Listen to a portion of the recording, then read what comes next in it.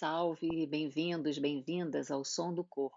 Eu sou Carla Helvas, criadora desse canal e educadora e pesquisadora do movimento. A proposta do Som do Corpo é transcender o movimento, é buscar, ouvir, trocar, perceber e sentir o movimento de muitas formas diferentes. Vem comigo, fica no Som do Corpo.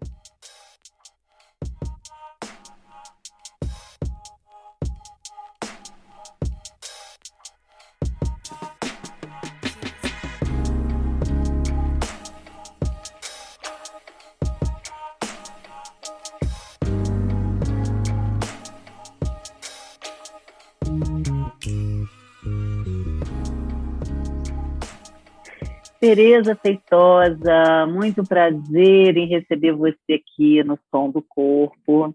É uma alegria poder contar com a sua presença, com a sua participação para falar de um assunto tão importante para nós, que é a eutonia, que é a educação somática. Então, muito bem-vinda. É uma alegria novamente ter você aqui. Obrigada, Carla. Obrigada mesmo, porque eu adorei receber o convite. E como a gente estava conversando um pouquinho antes de começarmos, efetivamente, né? A Sim. pandemia tem trazido a oportunidade, né, de muitos encontros, e quando eu recebi seu convite, eu fiquei muito contente. Ai, que delícia, muito bom mesmo a gente estar juntas aqui. Então, Aham. Tereza, você é eutonista, eu vou te apresentar rapidamente. Nos conhecemos na faculdade, primeiro na escola Angel Viana e depois na pós-graduação, né? Tivemos um contato mais próximo. E você, professora eutonista e professora da pós-graduação da faculdade Angel Viana. Eu queria que você trouxesse aí para a gente essa sua história dentro da eutonia, um pouquinho da sua formação e da sua atuação também no mercado de trabalho. Uhum. Bom, minha primeira professora na área de trabalho corporal foi a Angel. Quando eu entrei na faculdade, com 19 anos, eu entrei para a faculdade de arquitetura. Olha, Naquele tempo, acho que agora tem de novo, mas naquele tempo tinha um jornal no Rio, que era o Jornal do Brasil, que tinha o caderno B da parte cultural. E a minha mãe me falou: olha, está abrindo essa escola no Rio e eu acho que você está precisando se mexer. Você ficou o ano inteiro estudando. Na época se chamava Espaço Novo, que era uma faço novo. escola que estava sendo aberta por Angel, Klaus, Viana e a Teresa Daquino. E aí eu fui fazer curso livre lá e fui me encantando com o trabalho. Eu não completei a graduação em arquitetura, porque eu descobri realmente um gosto muito grande pelo trabalho corporal. E eu não encontrava, depois até encontrei, mas inicialmente eu não encontrava qual era o curso universitário que me acolheria bem, né? Não seria a medicina, não seria a fisioterapia, eu pensava naquele tempo. Anos 70. Naquele tempo não era mesmo, né? Era difícil encontrar alguma coisa que visse, que acolhesse o trabalho corporal, né? A fisioterapia estava muito longe disso, a educação física também, e a Também. faculdade de dança não existia ainda naquela época, né? Aham. E se já existisse, não seria a minha escolha, porque o meu Uhum. gosto principal era com a pesquisa do próprio corpo. Quer dizer, com os recursos que eu tenho no meu corpo, que qualidades de movimento, que direções de movimento eu posso experimentar, e isso eu acho que também não estaria contemplado aí. Bom, mas isso abre outras conversas. Sim.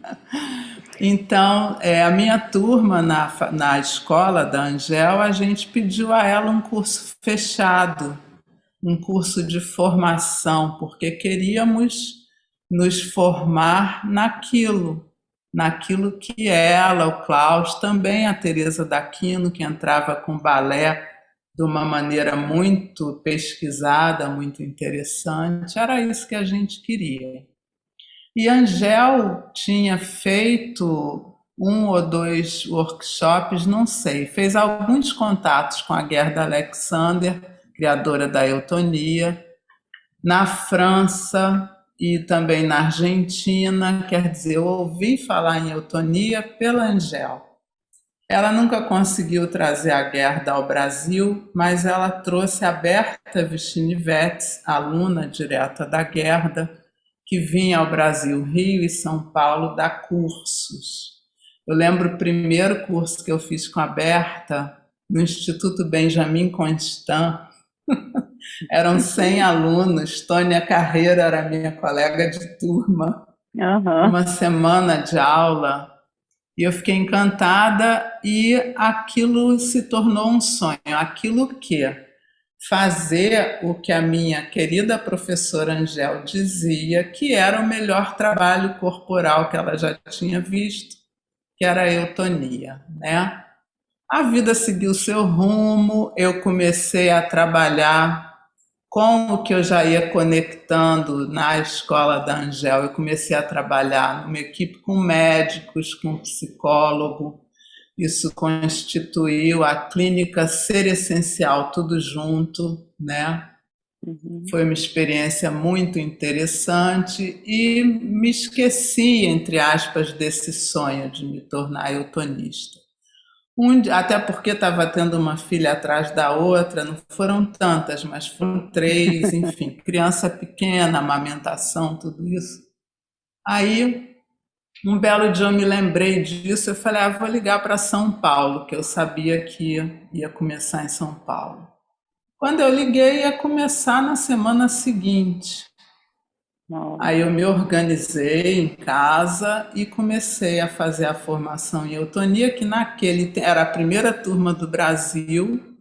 Naquele tempo tinha uma estrutura em módulos. A gente tinha aula de quarta a segunda, inclusive, ou seja, quarta, quinta, sexta, sábado, domingo, segunda. Desculpe, tinha terça e quarta livre. E na semana seguinte de novo, a maioria dos módulos tinha 4 semanas. Ou seja, eu tinha que ir para São Paulo 4 semanas seguidas, ficar 5 dias lá, 2 dias no Rio. A família lidou com isso, se reequilibrou com isso. Minha filha menor tinha 5 anos. E aí eu me formei na primeira turma, né, de eutonia. E quanto tempo era, Tereza? Quanto tempo de formação? Eram 7 módulos, quer dizer que isso dava 3 anos e meio, não, 9 módulos, 4 anos e meio, e mais certas práticas que você tinha que constatar que tinha feito, trabalho escrito final de teoria, de eutonia, enfim. Tudo isso foi concluído. Que incrível ficar lembrando, né?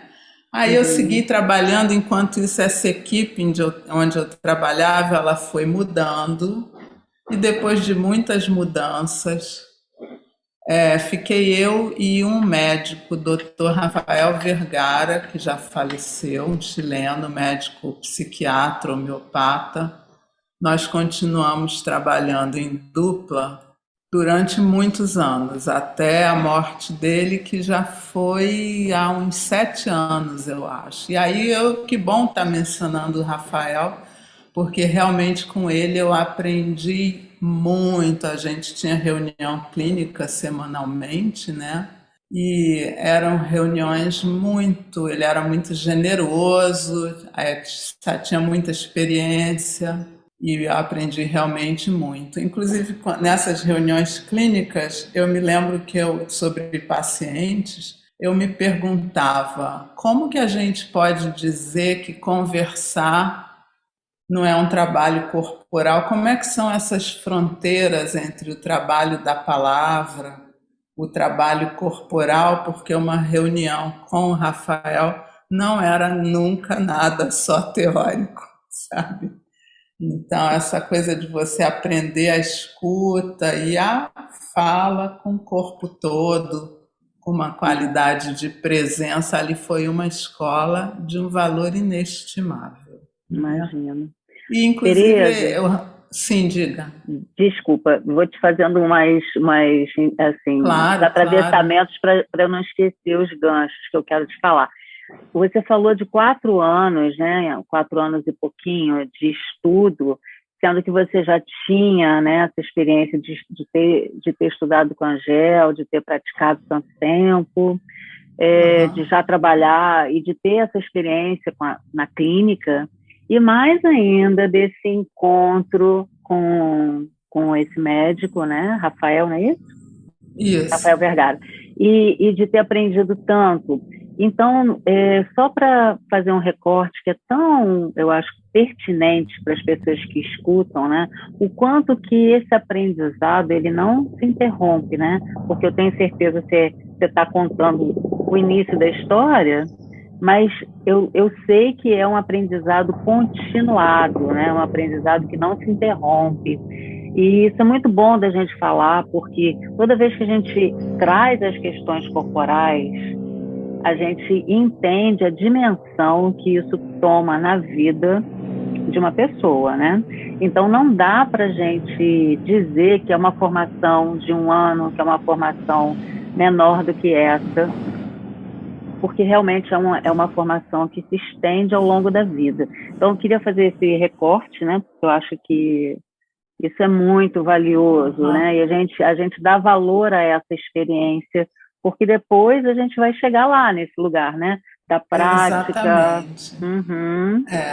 E esse recorte que você trouxe, ele me é bastante caro, porque depois de muita estrada, a gente criou uma escola de eutonia no Brasil, né? Atualmente, a escola ativa de eutonia no Brasil é levada por uma equipe com 7 ou 6. Luciana, deixa eu dizer os nomes. Gabriela Bal, Luciana Gandolfo, Luciana Gomes, Patrícia Pernambuco, Tereza Gomes e eu. São 6 eutonistas brasileiras, e muitas vezes essa questão vinha nas nossas reuniões. Mas fulano está no último ano e falta tanto e não caiu a ficha não sei do que. Dizer, gente, pensa bem. Imagina um psicólogo, um médico, qualquer profissão, um advogado, ninguém sai da escola pronto sabendo tudo, né? E isso me dava uma tranquilidade, sabe, como formadora, né? Que é uma coisa que acabou acontecendo. Deixa eu só voltar um pouquinho antes. Ainda falando do homem, do Rafael Vergara,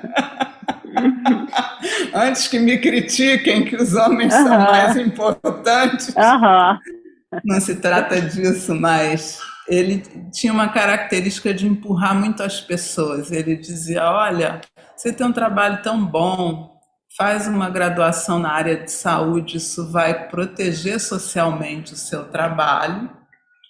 E eu fui fazer fisioterapia no IBMR, foi muito legal, deu uma viradona na minha vida, porque o currículo tinha aula nas melhores horas de fazer consultório, ou seja, isso dá uma virada. Eu lembro que meu carro virou um pouco minha casa, né? Na mala do carro tinha atlas de anatomia, jaleco, tinha tudo para conseguir passar o dia inteiro na rua, mas eu fiz essa graduação e foi uma coisa boa, importante para mim, né? E profissionalmente, para a colocação no mundo, para encontrar um bom equilíbrio, sabe, entre aquilo que realmente te importa e que passagens que aquilo que realmente te importa tem no mundo, né, para que as coisas funcionem bem. E uma das coisas que aconteceu, que aí eu já vou pegar a história que eu já estava contando, foi que a gente criou uma escola para formar novos colegas, né, de eutonia, e isso, na hora eu não me dei conta, mas quando eu olho minha vida para trás, isso foi uma resposta a uma intenção que eu me coloquei. Porque um belo dia eu parei para pensar, falei, mas o que que é mesmo que eu quero profissionalmente? Eu não estou afim de quebrar a resistência de ninguém, eu não estou Uhum. afim de convencer ninguém de nada, sabe? Eu quero encontrar pessoas que queiram o que eu sei fazer, eu quero esses encontros. E me parecia que pessoas que queriam se formar nisso seriam muito boas pessoas para que eu encontrasse. Não apenas essas, porque eu acho que quando você é um formador, é muito importante você continuar dando aula em grupo, atendendo individualmente, porque aí o que você leva para a sala de aula está respaldado em sangue, suor e lágrimas, né? Coisas Sim. vividas. E aí, quando eu me dei conta, eu falei, olha só, cuidado com o que você pede, porque realmente me Vem chegou. tudo, chega tudo, É. né? Então, minha vida profissional, ela anda por aí. Eu tenho uma inserção em sala de aula, formando gente, e eu trabalho, as pessoas... Eu me apresento como eutonista, claro, mas eu trabalho com... Eu não sou uma misturadora de coisas. Eu sou uma pessoa que há muitos anos que eu persigo compreender rigor e liberdade como coisas que andam muito bem juntas, né? Mas o que eu faço, da maneira que eu faço, é fruto de tudo que eu vim vivendo, né? Atendendo individualmente, agora na pandemia, alguns atendimentos individuais à distância, o que me proporcionou aprender muita coisa, inclusive aprender que o trabalho presencial é outra coisa, é insubstituível, né? Eu me vi, por exemplo, o primeiro pedido que me chegou de um trabalho presencial, depois de meses sem fazer, as minhas mãos ficaram quase que, sabe, coçando. Meu Deus, que Ah, vontade de colocar a mão na massa, né? Literalmente. uhum, uhum. Então, é tudo isso.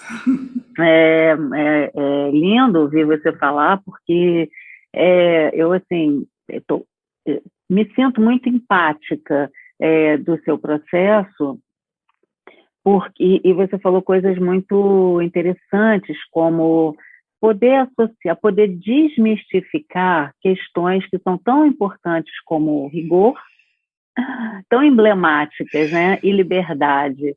Poder Uhum, desconstruir essa crença de que não é possível combinar as duas coisas, né?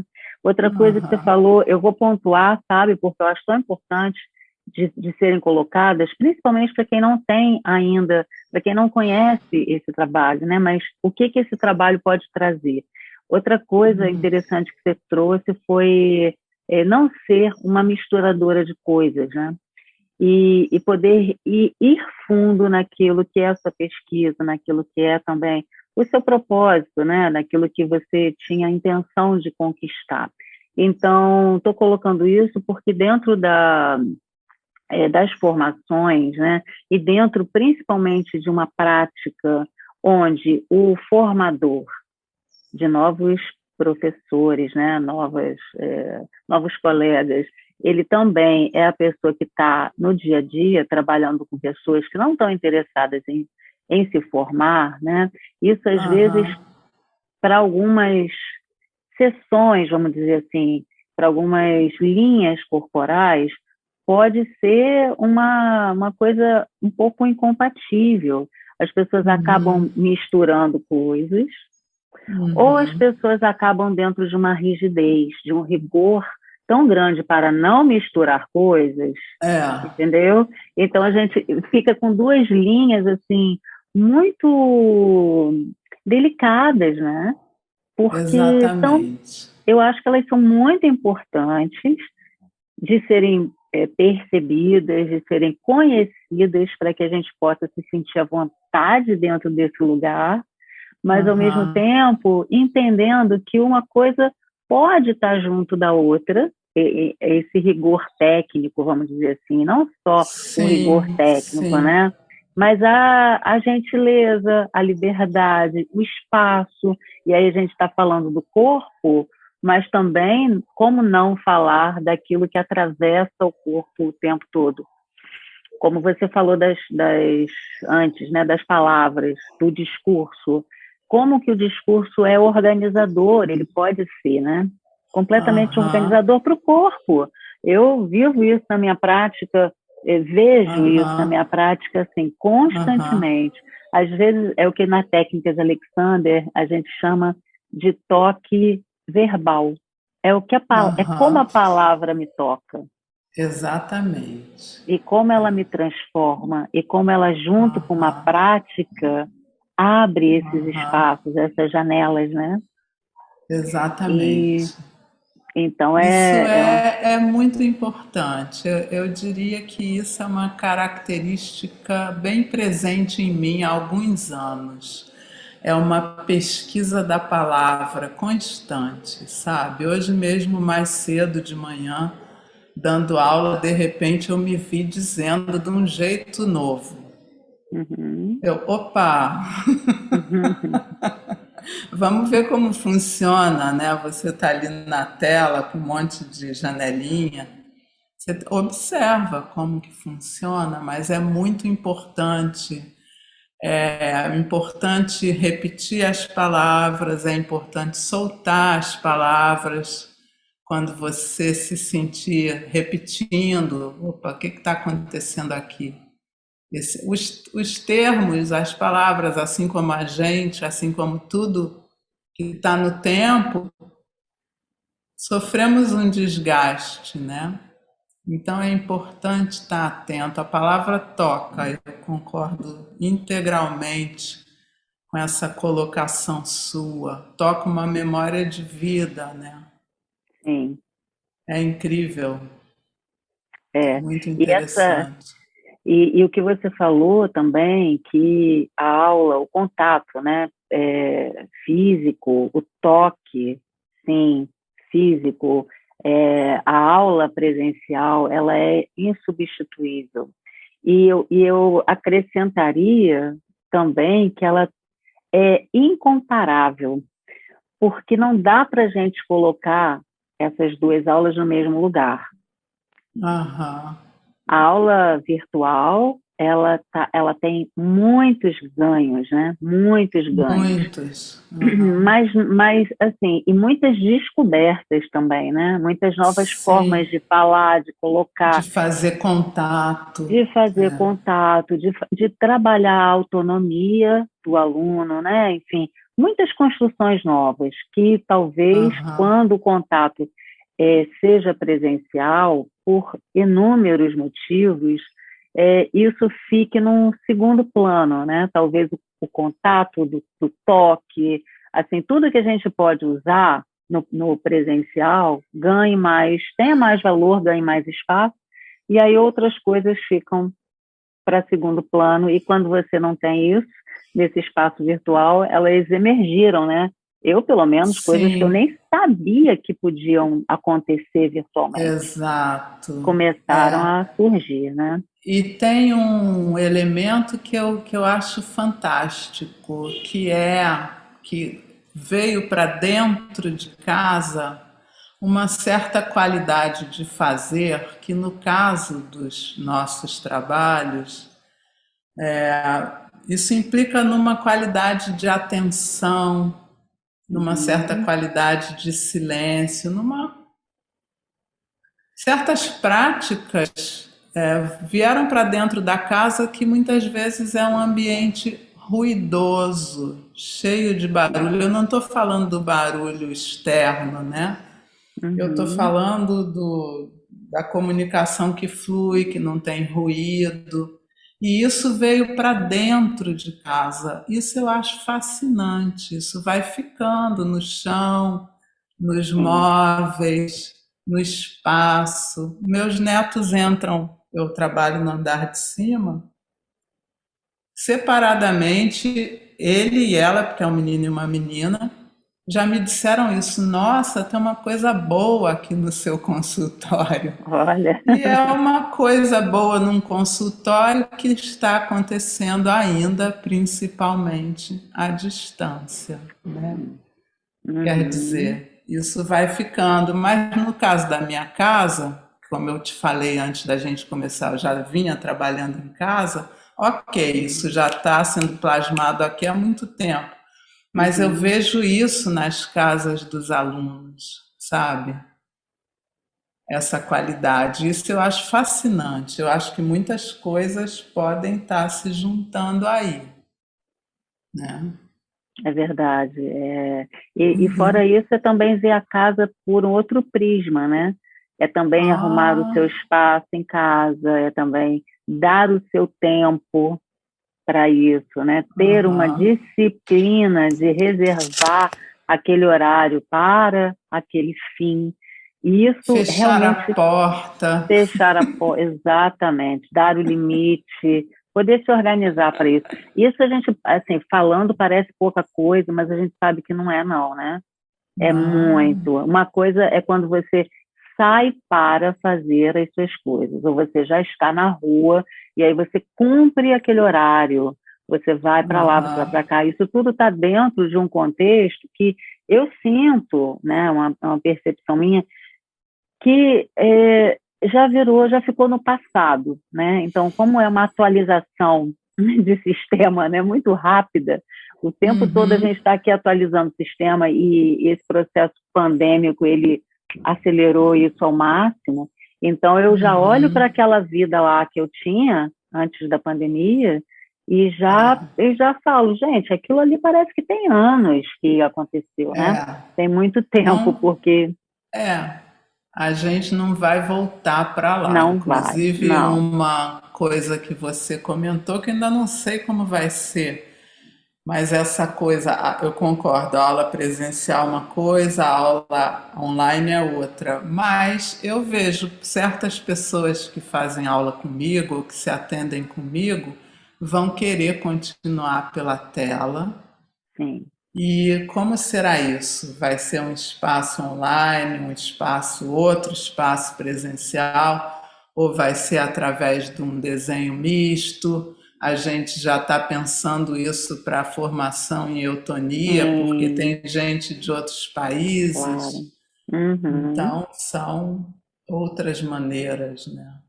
É uma perspectiva que a gente tem que estar aberto também, né, para poder receber e se adaptar, né, contando Exatamente. que a nossa maior capacidade, né, enquanto humanos, é a da adaptação, né? Então, claro, Isso. isso realmente, isso aí é o E que vai dar menos essa problema.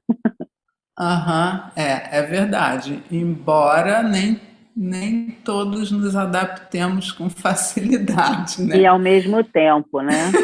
É, Mas essa é uma palavra bem do mundo da eutonia, né? Que é a coisa da adaptação do tônus, da flexibilidade sim. tônica para as Uhum. suas diversas ações, para o que você esteja fazendo. Teve uma coisa que me encantou quando começou a pandemia, que foi terça-feira, meio-dia, eu fazer uma aula de eutonia em Paris. Ah, Aí tinha aquela maravilhoso. voz masculina, tem poucos homens profissionais de Hum. eutonia, mas tinha aquela voz masculina em francês entrando pelos meus ouvidos. Nossa, gente, é Era incrível, muito né? bom. É incrível. Terça-feira, meio-dia, você em Paris fazendo aula de eutonia. Ah, Esses maravilhoso. encontros, né? É. Tereza, aproveita e fala um pouco da Gerda. O que você pode trazer assim, para as pessoas que não conhecem, para mim também, né? Aham, Coisas sobre a Gerda e sobre a sua história, a história dela, né? De criação, como aham. autodidata. A Gerda, ela viveu no século XX. Eu não vi a data exata, que eu já soube tudo isso de cor. Quem quiser, procura meu trabalho de mestrado na internet, que está lá. Tá tudo lá. Mas ela nasceu em 1904 ou 5 e ela morreu com 90 e poucos anos. Ela era alemã, né? E jovem ainda, ela foi diagnosticada com uma febre reumática que deixou como sequela uma endocardite, uma inflamação numa membrana do coração. E os médicos disseram: você tem que ter uma vida amena, de preferência morar num país de clima temperado, não abusar de esforço físico, não comer comidas pesadas, ou seja, a medicina ofereceu várias restrições, né? E ela, essa é a minha leitura. Eu acho que tem pessoas que escutam isso e reagem criativamente, e me parece que foi o caso dela, entre outros, né? Uhum. Ela começou a pesquisar não apenas pela condição física dela, não foi só isso. Ela, inclusive, ela fala que tinham duas coisas acontecendo, né, que no que concernia ao movimento, ao aprendizado de movimento, ela que sempre gostou do movimento, da dança, ela queria criar uma pedagogia de movimento que não fosse pautada pela repetição, porque ela ia nos grandes encontros de dança e ela olhava as pessoas chegando nos teatros e sabia direitinho quem era aluno de quem. Porque, embora houvesse um discurso do movimento, da singularidade do movimento, da importância da expressão da individualidade, ela percebia que as marcas, né? E aí ela diz: ao mesmo tempo eu estava ligada em cuidar da minha própria sobrevivência, né? Então, e junto com isso, ela ainda era professora, imagina, de crianças, ela dava iniciação musical, ela tinha que fazer, no ato da aula, umas flautinhas de bambu, e como ela falou, aquilo muitas vezes era penoso, a faca, o bambu, as crianças querendo a flauta logo, e aí ela começou a pesquisar o que ela veio a chamar de contato, né? Que se você tivesse a noção clara, a faca, a direção da faca, o bambu, onde que o bambu encosta a superfície de apoio, ou seja, aula de física no próprio corpo, né? Uhum. Que isso facilitava muito o trabalho dela, ou seja, uma pesquisadora, assim como essa pessoa, ela ia aos jardins zoológicos, observar os animais, observar como eles se moviam, ficava ali entretida observando a movimentação, quer dizer, tinha não só dos animais, nos poucos livros que ela deixou, ela escreveu um livro e tem um livro de conversas dela com a Violeta Ganza, que foi uma musicista, aliás, está viva a Violeta, uma musicista argentina, ficou muito amiga dela e fez um livro de entrevistas com ela muito interessante, né? Incrível. E nesse livro ela conta que ela percebia, por exemplo, os acrobatas. Ela dizia que percebia que tinham pessoas de trabalho corporal que eram mais marombadas, mais musculosas, e tinham pessoas que trabalhavam com uma técnica mais ligada no contato, na consciência da estrutura óssea. Ou seja, tudo isso o olho dela, desde muito jovem, estava vendo. E os pais dela, essa raiz é interessante de trazer. Os pais dela eram amigos do não do Jacques Dalcroze, do Otto Blensdorf, que era um cara que tinha uma escola Dalcroze que criou. A gente tem várias pessoas que vão estar ouvindo, estão nos ouvindo, né? Uhum. Dalcroze que criou a euritmia. Foi muito interessante a abordagem do Dalcroze, porque o que ele sacou foi, observando os músicos, porque ele dirigiu um conservatório na Suíça, ele pensava: o músico fica lá, marca a música com o pé ou com a mão batendo a baquetinha, E se isso envolvesse o corpo inteiro? Ele começou a pesquisar por aí, né? E a Gerda, desde pequenininha, ela pedia aos pais dela para ela entrar numa escola da Dalcroze. Segundo ela, não sei se é uma piada, um dia o pai dela se encheu tanto dela todo dia ir lá acordar ele, pai, eu já estou com idade suficiente, já posso entrar na escola. Vai, minha filha, entra. E ela ficou, isso é importante dizer, 14 anos na escola do Otto Blensdorf, que era uma escola Dalcroze, né? Então aí tem uma impressão, né? O que tocava mais a Gerda, né, nesse trabalho era uma atitude de pesquisa, sabe? Uma atitude muito honesta de pesquisa, de sempre estar observando como é que as coisas são, né? Então, ela começou meio no mundo da arte, eu diria. Ela foi assistente de diretor de ópera na Alemanha. Olha que coisa. E com tudo isso, porque ele se interessou, não sei o nome dele, mas ele se interessou no trabalho corporal que ela podia dar aos elencos dele, né? E com tudo isso ainda tinha as grandes guerras acontecendo na Europa, e ela estava vendo os amigos dela perseguidos na Alemanha, né? Ela se interessou em sair da Alemanha e ela tinha uma indicação médica de morar num lugar temperado, então estava achando que estava tudo se juntando. Ela recebeu um convite para ir para uma região muito fria, não sei se na Dinamarca ou na Suécia, que se chamava Zeeland. E ela entendeu que seria a Nova Zelândia, que então ela ia conseguir morar num país mais quente. Pois é, e foi para lá e não era a Dinamarca ou a Suécia, já não Frio sei. demais. Exatamente. E ali ela foi ficando, porque também estava fugindo do nazismo. Não propriamente, ela não se coloca fugindo, não. Ela diz que não queria estar vivendo naquele regime, né? Sim. E isso bem desde pequena, porque, por exemplo, ela com 7 anos, isso é um relato também no livro com a Violeta, as crianças alemães, elas iam passar férias em umas regiões da Suíça.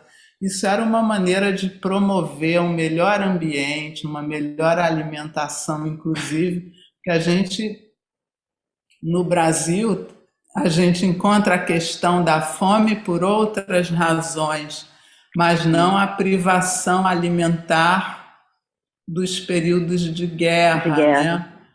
E isso foi vivido por ela. Então, ela conta numas férias na Suíça, o grupo de crianças passeando pelos Alpes e se encontraram com um soldado francês que era o inimigo, ela era alemã. E ela, ai meu Deus, o inimigo. E aí o soldado passou por elas, ela ainda diz, ele tinha um bigodinho e um ar simpático, e saudou, cumprimentou as crianças muito afavelmente. Ela tinha 7 anos, isso foi um impacto importante para ela, e ela escreve, e ali eu me comprometi que eu sempre trabalharia a minha vida inteira pela paz.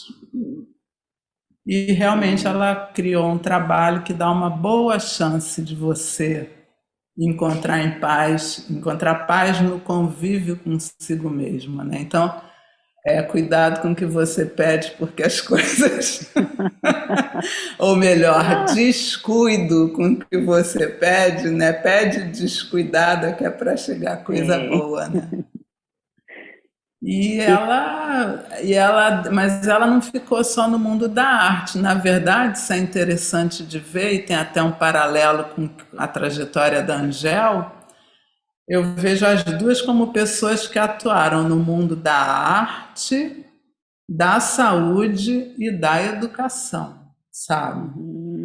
A Gerda formou uma escola de novos eutonistas, ela trabalhou com a jardim de infância, muito tempo, onde ela foi morar. Ela era convocada por médicos, por instituições de saúde para contribuir em questões que a medicina não encontrava muito sucesso, e ela, com esse espírito pesquisador, ela dizia: eu não posso esperar o conhecimento científico que ela respeitava me dar as bases para a minha pesquisa, mas ela sempre esteve atenta. Por exemplo, tem coisas que ela sacou que a neurologia ainda não tinha compreendido. E depois vieram dois neurologistas suecos, Grani e Kodar, e começaram a estudar o neurônio motor, neurônio gama, não sei o quê, e isso embasava as experiências da Gerda, né? Ela sempre esteve atenta a isso. Acho que, mas é um mero achismo meu, pela necessidade de proteger um trabalho não científico, né? Sim.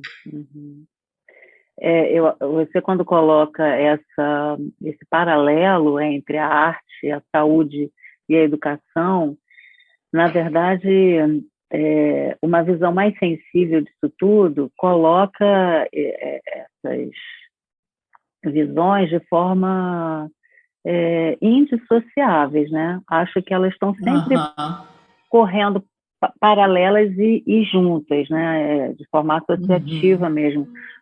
E também não é à toa que a gente fala, né, aquele jargão que a arte cura, porque ela é curativa nesses aspectos, né?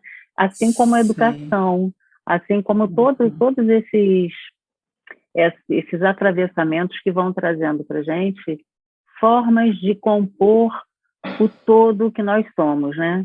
Sem precisar mergulhar nas especificidades, mergulhar tanto, porque elas também são importantes, né? São valiosas, são nichos, vamos dizer assim, né? Nichos de mergulhos necessários mesmo, né? Em todas as áreas. Mas, ao mesmo tempo, hoje de manhã também estava dando uma aula que estava falando disso, das nossas multipotencialidades, né? O quanto é complexo a gente poder lidar com tantas potencialidades. E ouvir todas elas e dar valor, né? Mas poder respeitar, principalmente, e poder lidar nesse sentido de acolher essa multiplicidade, porque senão também a gente fica achando que é só rigor, ou então que é só liberdade, ou então que é só arte, que é só saúde, que é só educação, né? E nós somos tudo isso junto e misturado, né? Exatamente. Então, e a Angel é um exemplo disso, né? Você vê que há 30 anos atrás, quando eu fui estudar, fui fazer o técnico, né, lá na Angel, tinha aula de Dalcroze, né? Claro. Tinha todas essas educação somática e todos os métodos e técnicas que a maioria das pessoas no Brasil nem sabiam de onde vinham, que existiam. Então, ela realmente teve sempre teve, a gente sabe disso, uma visão muito refinada, né? Muito visionária mesmo. Ela sempre foi muito visionária. E uma coisa que eu acho muito legal, que é promover o viajante, sabe? Chegou alguém no Rio, eu vi a Angel fazer isso N vezes. Chegou alguém no Rio, acabou de se formar não sei aonde, estudou não sei o que em outro lugar, ela sempre encontrando espaço para aquela pessoa. Eu me dei conta, eu gosto muito de organizar, atualmente isso caiu em desuso, digamos, mas eu sempre, pela pandemia, mas eu gosto de organizar workshop, trazer o professor convidado de outro lugar. E teve uma vez que eu estava organizando um workshop que eu me dei conta, eu falei, caramba, um professor é uma cápsula de conhecimento viajando, sabe? E como é importante você favorecer essas mudanças de lugar no planeta, que hoje em dia estão se dando pela tela, né? Eu estava em Paris terça-feira ao Uhum. meio-dia, mas nossa, e aí eu refleti sobre a Angel, falei, olha, ela sempre promoveu, facilitou os viajantes, né? Isso é muito interessante, como quem tem uma escola, né? Um lugar onde converge gente Sim. para aprender Uhum. alguma coisa. Uhum. É uma visão sempre muito atualizada, né? Aham. Sempre muito moderna, muito contemporânea. Todinha Angel, né? Todinha ela. Aham. Tereza, essa história que você contou, né, de tanta experiência que a Gerda teve, isso assim é uma coisa, eu acho que é um histórico bem comum nos autodidatas, né, dessa faixa de tempo aí que a Gerda viveu, assim muitos outros, né, que também Uhum. criaram seus métodos, tiveram em suas histórias de vida também nessa pesquisa uma contribuição muito importante para o método, né, para a metodização Sim, das suas pesquisas, enfim. E aí eu queria que você falasse um pouco dentro da eutonia a perspectiva da conscientização, né, do que esse trabalho de conscientização e sensibilização é capaz de produzir. Não tudo, né? Porque, claro, mas assim, um uhum. recorte do que ele produz e como ele transforma as pessoas, porque a gente sabe o quanto transforma, a gente vê isso Aham. diariamente, né, na nossa prática há Uhum. anos, mas eu queria que você falasse a respeito da conscientização, da sensibilização nesse processo de Sim, transformação. isso é importante ainda. Não sei se algum dia não vai ser. É importante na nossa cultura porque a gente está num mundo onde você pode viver bastante bem sem nada disso, digamos, fora de si, né? Em termos de educação, até a minha geração, pelo menos, isso não foi devidamente estimulado, alimentado. Então, é muito específico o trabalho, porque você propõe à pessoa que ela se dê conta, que é o que a gente está chamando de conscientização e sensibilização, que ela se dê conta dela própria. Ou seja, trata-se de se dar conta de algo que está muito perto. E é delicado esse convencimento, porque a gente sabe, se a gente botar alguma coisa muito perto da gente, a gente não vê direito, né? Então aí teve uma primeira sacada da Gerda muito legal. Ela falou, ela e Merleau-Ponty. Merleau-Ponty disse a mesma coisa. Tudo aquilo que tocamos também nos toca.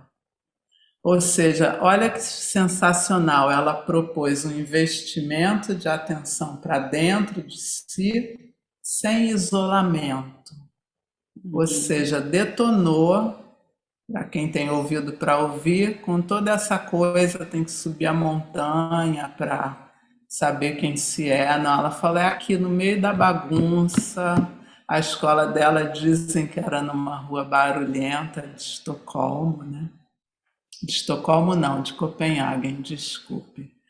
Mas isso é muito específico. Muitas vezes as pessoas vêm por um ato de confiança, que elas não sabem nem bem no começo, muitas, colocar em palavras, mas tem alguma coisa ali que atrai, né?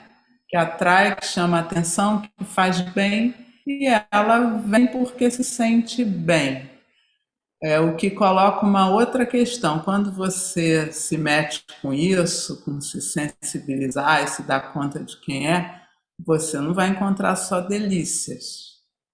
Você pode encontrar tensões rígidas, bloqueadas, sensações desagradáveis. E aí tem um outro componente do trabalho que é sempre chamar a atenção para o todo, a gente está falando do corpo, né? Então, para o corpo como um todo, se tem uma parte chamando a atenção porque está incomodada, que isso não apague o corpo inteiro e mais esse seu corpo todo cheio de recursos não está no meio do nada, está relacionado às superfícies de apoio, está relacionado ao ar em volta que entra dentro dos seus alvéolos e sai, ou seja, a mesma coisa que já falei de outra maneira. Vamos investir de atenção no espaço interior, mas sem se isolar, né? Então, isso é muito restaurador, é muito restaurador. As pessoas ficam muito surpresas. Como um depoimento que eu ouvi hoje de manhã, nossa, eu cheguei na aula com uma tensão absurda na escápula e de repente foi se derretendo, de repente, mas você está ali ralando, né? Uhum. Você, que eu estou dizendo, o aluno está ali, você também, professor, está todo mundo ralando. De repente foi se dissolvendo como se fosse saboroso, que nem uma manga. Eu que adoro manga. Opa, que beleza! Quer dizer, o que a pessoa está me falando? Do sabor de uma tensão desnecessária se dissolvendo, né? Então, dentro do trabalho de conscientização e sensibilização, é importante você valorizar os silêncios, convocar com as palavras que você use, com as suas atitudes, a uma observação de si, porque aí de repente a pessoa se dá conta, achei que não estava acontecendo nada e agora que eu estou me observando, eu estou aqui, nossa, que interessante perceber isso, né? Então a simplicidade é muito importante, coisas simples, coisas que já estão aí. E, de novo, na pandemia, é interessante que, por exemplo, você não tem varinhas de bambu, castanhas, objetos que se usam em autoria, mas você vai dizer para a pessoa, vai, traz uma colher de pau, pega uma toalha de banho, faz um rolinho, ou seja, os objetos de trabalho são relativos, né? Uhum. O mais importante é você estar ali, a sua presença. Você já trouxe o que você precisa para se trabalhar, que é você mesma, né? Você mesma. E eu acho que uma coisa que ajuda a manter esse tipo de trabalho, de se dar conta de si, é verificar na ação, sabe? Então você sensibilizou, você se deu conta e você vai. O que é a ação? Movimento, né? Você vai ter certos movimentos, de repente, novas surpresas. Poxa, uma coisa simples como andar, dar passos, e eu estou percebendo que eu me relaciono com o chão de outra maneira, que eu estou caindo a ficha, estou me dando conta que eu tenho ossos, articulações, que não é um pé como uma coisa chapada, é um pé que tem muitos ossos, articulações, se adapta aos terrenos, né? Então, eu acho que o movimento é um recurso da aula que ajuda a pessoa a se dar conta do que ela está percebendo nela e nos outros, né? Se for em grupo. Uhum. E isso é um processo tão investigativo, né? A prática Exatamente. é um processo realmente de pesquisa, investigativo e revelador, né? Assim, porque uma coisa que a gente também, dentro da educação, a gente não está acostumado, não foi educado ainda para estar crescendo, né? Já que a criança ela está imbuída desse contexto integrativo ao máximo, né? Mas à medida que se sofre processos de adultização, há Uhum. uma forma de, sei lá, de levar o corpo como se fosse separado da mente, ainda da emoção e coisas desse tipo, né? Embora uma Uhum. frase que eu volta e meia escuto ainda, né? Eu espero escutar cada vez menos, mas eu escuto, que é uma frase tipo, ah, nossa, eu somatizo demais. Uhum. Uai, gente, mas quem não somatiza, né? Como assim? Então, essa relação assim com o corpo como se o quê, né? Como se a gente carregasse Aham. assim, um saquinho de batata, né? Aham. E ele tivesse que ir atrás de você, mente, né? A Aham. mente poderosa, onipotente, levando o corpo, levando a Aham. emoção, assim, Esse carregado. atrapalhador, né? Esse atrapalhador, esse, esse sujeito que me faz esperar para descer o elevador, enfim, que ainda tem que trocar roupa, mas a minha mente já está lá, né? Mas eu ainda tenho que seguir um processo, passo a Exato. passo. Então, Aham. essa condição aí, que faz parte da educação, né? Eu acho que Aham. é agregar, é crescer junto, né? Fazer o corpo crescer junto. Ele cresce, né? Uhum. A nossa revelia, Uhum. ainda bem, né? Mas é uma Uhum. coisa assim que a gente precisa trazer ele mais perto, né? Como sempre falei isso, aquela imagem. Eu trabalhei muito tempo com criança, então eu usava essa imagem. Sabe aquela amiga que vai no banheiro? As meninas fazem muito isso, né? Levam as amigas para o banheiro, vão juntas para o banheiro. Aham. É É. tipo isso que a gente tem que fazer com o corpo, né? Vem cá, vamos junto comigo. Vamos Vamos junto, junto. né? Vamos Aham. junto, né? Não deixa essa aceleração mental levar você para um lugar onde a separação pode ser que seja tão grande que depois Uhum. você perca o caminho. Assim, Uhum. eu sempre Uhum. trabalho com essa plasticidade, nosso trabalho está baseado nisso. Então, Uhum. nós sabemos que uma vez é, é, desde lá, né, dos processos infantis, tendo integrado esse corpo, né, tendo esse corpo acolhido, isso está no nosso registro, nunca vai deixar de estar, né? Exato, Mas, exato, mas assim, exatamente. essa coisa, né, Tereza, segmentada, separatista, né, que às vezes cria um hiato tão poderoso que faz com que a pessoa pense que o corpo é isso, essa coisa que você vai somatizar. Quando você Uhum. tem, quando você sente alguma coisa, você vai somatizar. Uai, gente, mas é isso, né? Vamos conhecer esse lugar. Aí você trouxe essa imagem que eu achei super interessante de alguma coisa que está muito perto. Está tão perto que eu não consigo enxergar, né? Eu Exato. não Isso reconheço. temos que desenvolver. A gente ainda tem muito, mesmo a gente que é especialista, Sim, a o gente tempo ainda tem todo, né? muito para aprender sobre o que é isso de observar a si mesmo, sabe?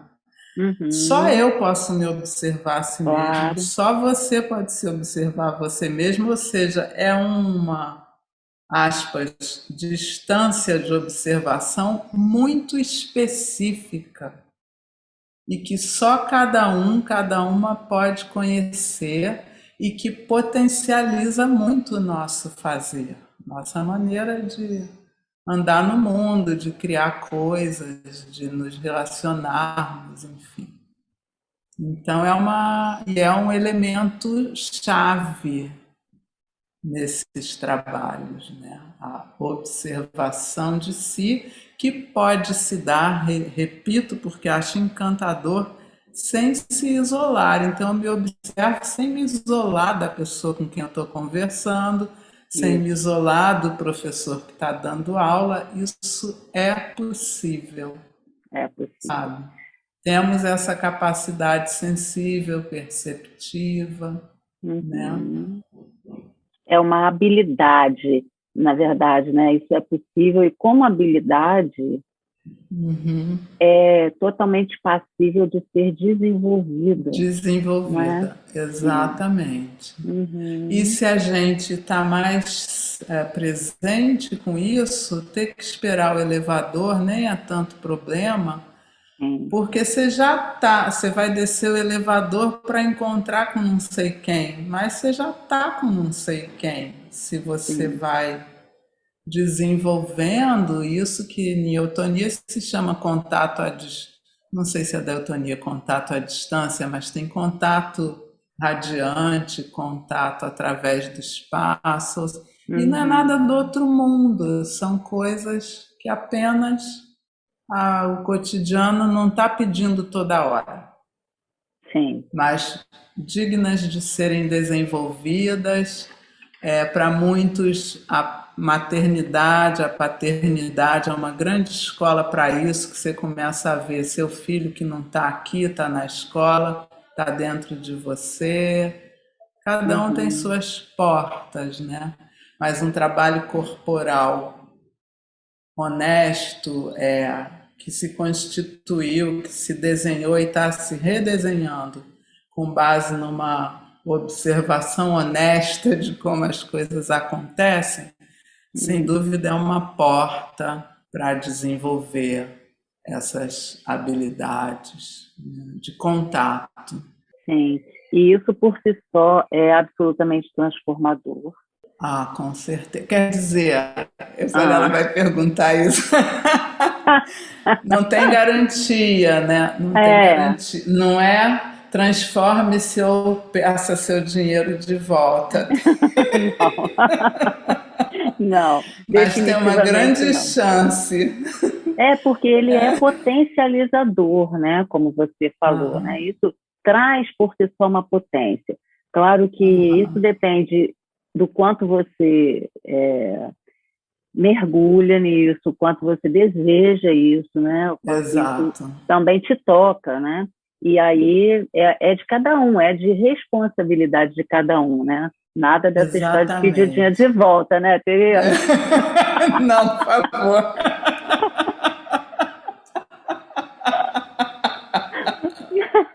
Mas é uma coisa de corresponsabilidade mesmo, que a gente constrói o tempo todo nas nossas dinâmicas, né? Do outro se sentir. E sem dúvida é um momento quando cada um percebe que sim está em transformação. Sim, É muito é, comum eu ouvir essa palavra. Nossa, eu percebo que eu estou me transformando. exatamente. É verdade, É. é recorrente.